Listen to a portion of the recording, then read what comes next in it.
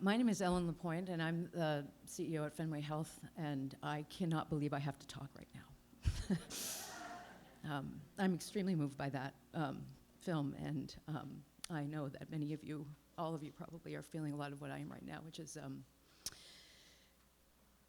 so sad and so much loss and sorrow and memories of all of that time, and so much pride and just gratitude for the opportunity to kind of remember and see and be present to what happened, what we did to stand with and for all of the people that we loved who were experiencing this tragedy, this fear, this horror, and how much came of it and how much we have now because of it, that we can all stand here and watch this film together. I know most of us lived through this. Many of you are living with us now, and I just want to express my gratitude and honor to be here with all of you. And I have the opportunity now to introduce a panel. But first, I just want to say thank you and pause for a moment. What we saw that happened there also happened here. It happened all over the country. It happened all over the world. People rose up and did what it took, and that is an amazing thing. So, and how about those nurses?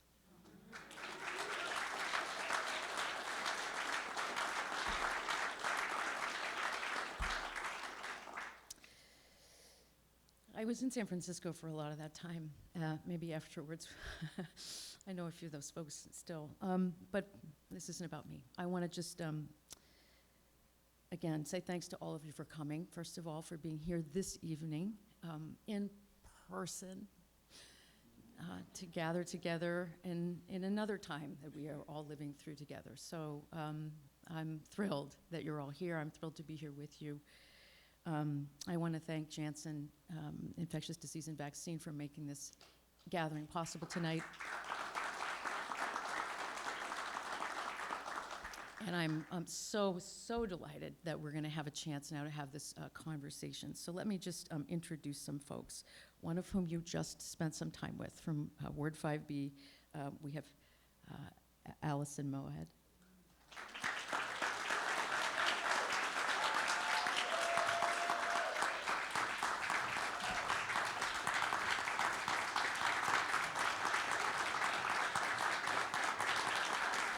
And then we have the president of the, the Boston Association, I'm literally verklempt, Association of Nurses and AIDS Care Chapter President, Justin Alves is here. Welcome, Justin.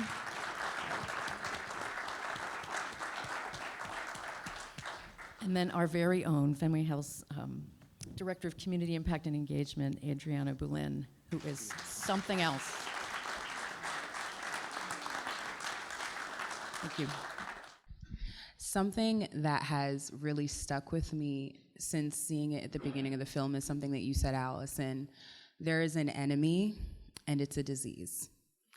And I thought about how, in my experience, when public health crises emerge, that conflict also emerges. And sometimes that type of conflict is discrimination.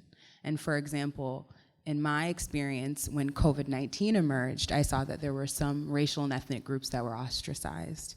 And we see in the film, and you also experienced and observed, LGBTQ plus people experience a lot of discrimination when HIV emerged. And so I wanted to ask the both of you what you all believe we can do as individuals and a society to keep the focus on the true enemy, which is the disease. I'm gonna let Allison go first. Okay. See how I did that? Well, and actually, I'm sure this is a question that many of you have thought about, and you could probably be up here on this stage and answering it as well. But society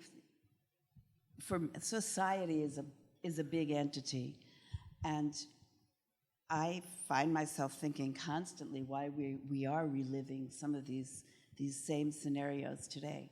So I would say, first off, vote, vote, vote. Because we saw then and we're seeing now that what our leaders say and do makes a tremendous amount of difference to everyone, to all of us. But it influences how people feel and think, and and it gives them license. It gives them license to go to their dark places, to go to their fears, rather than to challenge those fears. And so along with that, I would say, look at the standards of education in your community, because what is it with us that we don't do critical thinking and that we don't think? So many of us, we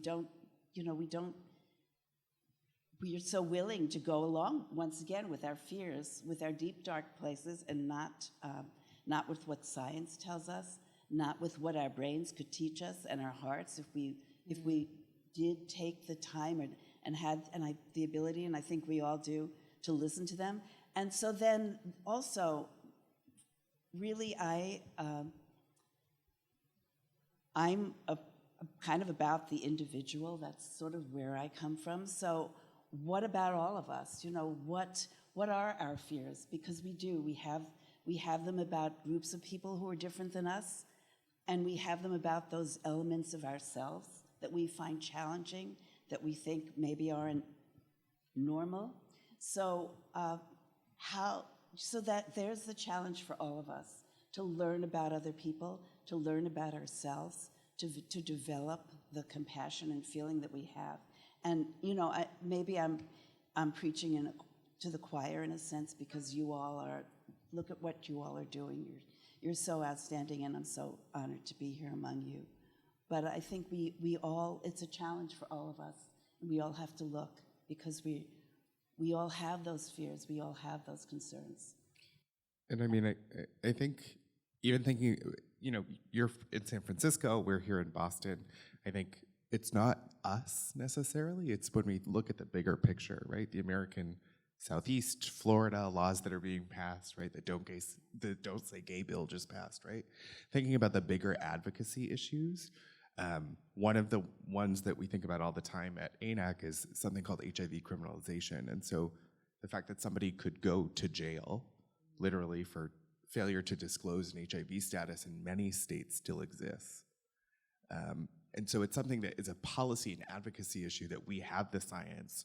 We know what's true, what's not true. We know that HIV criminalization worsens outcomes. It worsens people getting tested. It's not helpful for anyone. And yet in 26 states, this is still the law of the land, right? Yeah. And so really understanding that there are actionable things we could all do to sort of take this head on and think about not just disparities that might exist, but that still do exist today. Yeah, thanks so much for saying that. And so thanks so much for mentioning ANAC, the Association of Nurses in AIDS Care. I hope you all are, those of you who are nurses, are all members. But look at your professional associations. Be a voice there. That's a great way to advocate. That's a great way to make policy change. Become active in them. Thanks, thank yeah, you so much. And I think these are issues that we both feel very passionately about, and I think they're really actionable. And you can Google these things, right? This is not a big lift to find some of these things, yeah. And it's like you could write a letter. Yeah, this is stuff you can do. Thank you both for your responses. Everything that you said in the film moved me, so I just want to say that. And the second question I have for you both, you said, Allison, where death was so present, why not bring life, laughter, and joy? And watching the film, one of the things that I saw was that patients, providers, staff shared those energies of life, laughter, and joy. And I was really excited to see that even members of the community who are non-clinical also brought life, laughter, and joy into this space, particularly Rita Rocket.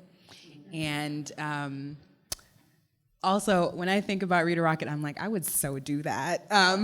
So loved Rita's energy and wanted to know from you, Allison, and also just to get your perspective as well, what do you think Rita's energy helped facilitate for patients, providers, and staff? Well, love, laughter, and joy. I think, and Rita was, let me say also that Rita was one and an outstanding example, but she was an example of a community that wanted to help, and of a community that came together, especially the gay community. There were, and Rita was a part of the gay community, but she wasn't gay. But what I'm saying is, I'm saying she was, and it was. This film showed the members of this community. You saw Richard Locke, who was a well-known porn star, come up on the unit and do massage. He was rubbing someone's feet. How did that make people feel when here they were feeling disfigured, being sometimes demented, being fragments of the young, strong, vibrant person that they had known themselves to be, and here's this icon of the community, come in to rub their feet. We had the Godfather Fund. We did not get extra money, by the way. We did not get extra funds. We had people come, we had the Godfather Fund who raised money in the community so that they could bring robes and slippers. San Francisco General didn't necessarily have those things. It's a public hospital. We brought food, candy, candy makers, flowers. The ward was so well decorated. So all this created an atmosphere of acceptance, of healing, of normalcy, in a sense. It built on this culture, this gay culture, because initially our patients were predominantly gay men. It built on that culture, so it was fun. There was laughter, there were theatrics, there was play acting, there was fantasy, there was imagination, there was artistry. And just because someone's dying doesn't mean that they're not still alive, that there aren't those elements inside them that will remain inside them until they shut their eyes, and arguably after, some would say. So Rita's presence reminded everyone. I remember when she came into my office and said, "I'm from the community. I see many of my friends here, and I want to help." So people were reminded with her presence and with the presence of others that there are people out there who wanted to help, who wanted to, that they were not alone, as they had been alone in their apartments, perhaps outcast from the jobs by which they knew themselves, that they were still loved, they were still seen, they were still acknowledged, and that the elements of them that were alive in them could still sing and come out. And then, as you saw, and as Rita said, families could get drawn in. Relating on the basis of food is something that everyone can do, and so it was a great joiner. And I really think of the love, laughter, and joy. That is, like, to me, the perfect equation to address loneliness as a public health issue. And I think that's one of the things that in the unit comes across, is that people, and we still see this today, particularly with people who use substances, particularly with people who are living with HIV who survived the death of many of their friends, this loneliness is pervasive and insidious and kills people. And I think thinking about how can we just do things just to do them, right? There doesn't always need to be a resume builder or an objective or what is the next step. Maybe we wait for a moment and enjoy the presence and the love and laughter of the people we're with. And maybe that looks like brunch on a Sunday morning with a lady in a weird skirt, or maybe it looks like just bringing donuts to a place where you know there's a lot of lonely people and seeing who shows up. But I think that love, laughter, and joy, that really to me is like getting at the heart of like the hospital is one of the loneliest places you can go. Especially, I think in COVID, we have all seen this, right? From our Zoom boxes, trying to make sense of the world we're in today. And I think anything we can do being here today with all these folks, I think really trying to drive at the heart of what is loneliness, how do we address it, and what is something you can do and feel good about doing that doesn't necessarily need to lead to something else. It can just be something of itself. It's an expression of your own joy and care, and you're caring. Everyone here is caring, or you wouldn't be here right now. But caring isn't only giving a medication or treatment. Caring comes from the heart, and we do all know how to do that. Thank you. I love that. We do. There's one more question I have before taking one or two questions from the audience. And in describing the individualized holistic care that you all provided patients, Guy Vandenberg says, what seemed obvious was revolutionary. I wanted to ask you both, do you see more space for growth and evolution in the care delivery for people living with HIV and other diseases? And if so, what does that look like? Or what would you like to see more of that might happen? So I get the future question. Yeah. So no, I think one of the things that I struggle with, and I teach nursing and I work with nurses all the time, and we have a workforce issue. We have a workforce issue because we don't understand that people who choose to go into nursing are choosing to care for people. I think Cliff's point of like, you could leave, right, is so powerful because that is how I feel all of the time. And I want nurses who want to take care of people.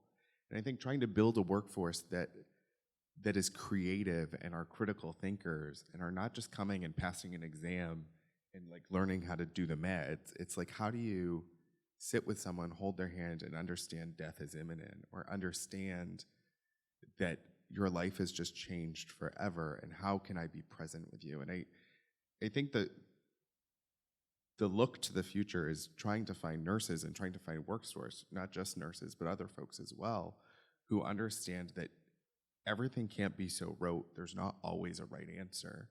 And sometimes sitting with no answer and trying to be creative about what the solution might look like is where we need to go. I think that the challenge there is to recognize compassion as something to aspire to. I mean, we have it, but the growth and the development of the compassion and the ability to truly care in oneself should be a value that's valued, not just whether you got, all your work done, your meds given, and whether you finished all your documentation. So then how does management and leadership advocate for that and stand up for those staff members who display those qualities? That's a challenge for us because it's not always easy. It's not built in, unfortunately. Right, to a care setting, caring is not necessarily built in. Well, in creating a billing structure, right now, I don't know if all of you know this, but if you go to the hospital, the nurses, like what the cost of the nurses is built into your room fee. That's still the way it works, right? Like you don't pay, your insurance isn't paying for the nurse, they're paying for the room. The nurse comes with the room, right? And so understanding that that's our current billing structure, that's an issue, right? That is a problem. And you don't promote good quality care. You don't. How many of you have ever seen somebody get rushed out of the hospital too quickly? Raise your hand. I mean, like, that is an issue, right? Understanding that people need more than just checking the boxes, right? It has to be made explicit.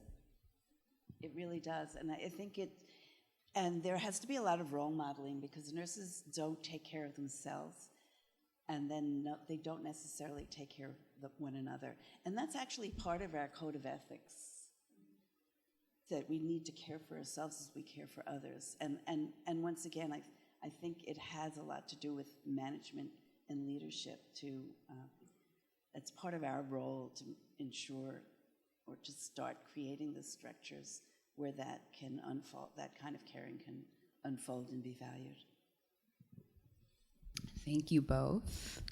Can I say one thing? Absolutely. I just want to really thank Johnson & Johnson for making this film. I really want to make that explicit, because to me, this film has been a tremendous gift. We didn't know, those of us who participated, we had no idea how this was going to turn out. We were really afraid, I'll tell you the truth. The first time we saw it, there was just a little group of us. We were in a tiny theater, and we were sort of like, okay, what's going to happen now? And then it happened, and it was a wonderful thing.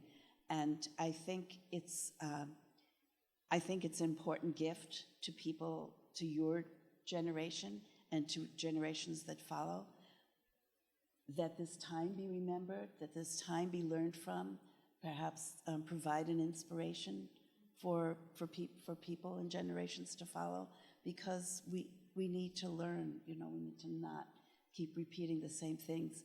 And am I talking too much? No, you're not. Do you see me looking at you like hooked? I will just Keep sit here and going. listen all night. These guys, these people who gave their lives, you see them there. And I remember so many of them. I feel them at my back sometimes. And I just feel them. And it's so important that their memories be honored, that the time they lived through, and Hank expressed it so beautifully, but how they gave of themselves so that others could learn, could go forward. This film commemorates them all, as well as the care providers, and I do. I thank J&J for that, as well as the wonderful filmmakers. I don't mean to deny them, but it wouldn't have happened without J&J, and I really appreciate it, and how they've used the film to foster nursing education and care provider knowledge.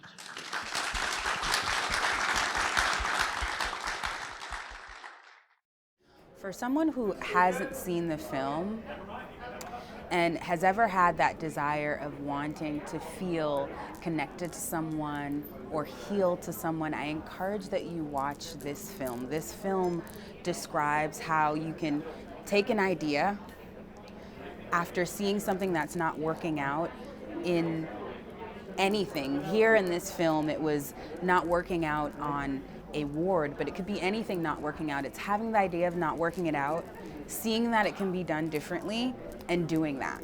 And I think the more that we do that, and if you want to see how that's done, watch this film. I always feel very sad, but I always feel joy as well. Joy to see these faces, to see the love, to honor the good work that was done and the lives that were lived on that unit, because they were lived on that unit as well as died on that unit. And I must say that I'm so honored to be with you all from Fenway. I think your organization is just, it's mind-blowing. It's what a healthcare organization should be. It really is. I'm so impressed. Keep up your wonderful, wonderful work. And if I were like, I don't know, probably about 50 years younger, maybe I'd move out here to Boston and join you. Oh, I was so sad and so angry at times, and then other times so uplifted by the nurses and the doctors and what they really did for those patients. I have an interesting connection to that time frame. My dad was gay and passed away during the AIDS crisis, 1987. And so every time I see stories or somebody mentions that time frame, the peak of the epidemic, I am right back, and I am 16 years old and watching all of that stuff happen. So I felt like the people next to me are like, why is this girl crying so much? I'm speaking from being a long-term survivor and being in Boston and going to Northeastern University and being on the co-op program and working in San Francisco for 1980 and 3/4 of the year of 1981. And watching this film brings so much emotion and being very difficult to watch, but it's like what you get out of it afterwards. It's like having a good cry, or it's like having a fight with somebody and the feeling after you've made up. And watching the film just gives me so much gratitude towards nursing people, because they're just kind, giving people, and what they did was worldwide phenomenon. Thank you. It made me feel grateful that you're still talking about this, because I lost my son in 1985, and it was so long ago, but we keep his memory alive every day of my life. I started a mother's support group for other mothers because no one was able to give us any information. Everything was just, I can't even think of the words. I'm sorry. That's all right. It was a great reminder of what it was like back then. I lived a pretty isolated life, even though I was in Boston. I had friends sort of on the periphery of my life who were dying of AIDS, but I didn't really until 1995 experience firsthand when my best friend died of AIDS, and also my twin brother's boyfriend died of AIDS the same year. Incredible reminder, and so important that it was saved in this film. I couldn't help but think about how the care that was given to these people in 5B, that kind of care might be carried over to hospice care today, where people are going to die. There's no doubt of that, but they should be loved. And I think that's beautiful. So thank you. Well put. It sort of resonated personally for me as well. It's sort of tragic, but my dad passed away from COVID and like a year and a half ago, and a big regret that we all in the family have is that no one could be with him in his last moments. So to see people who care above and beyond sort of what's medically required and essential in today's world was extremely moving, and I'm so happy that is a sentiment shared by so many. And again, it's I think you feel so many emotions during these past few years, but you never get that shared, embodied sense of that other people also feel that with you. And so there was a lot of love in the room, and it was wonderful to feel that. The message to me of this film is really human kindness and community. I grew up in community, and that was a source of support, of love, of belonging, of connection. And this film to me showed me what people can come together when they come and create. Allison said in the film that we were coming together and we were creating. And I think we as people can come together in our differences with our passions and our interests and create and overcome what is ailing any of us. And this was a perfect representation of that, and I loved it. It inspired me, it energized me, and I want to move forward in this work together with other people. So it's not my first time seeing the film. It's actually probably the third or fourth time seeing the film. And every time I see it, it's actually a new call to action for me to change the way practice is currently and to really improve things for the patients that I serve.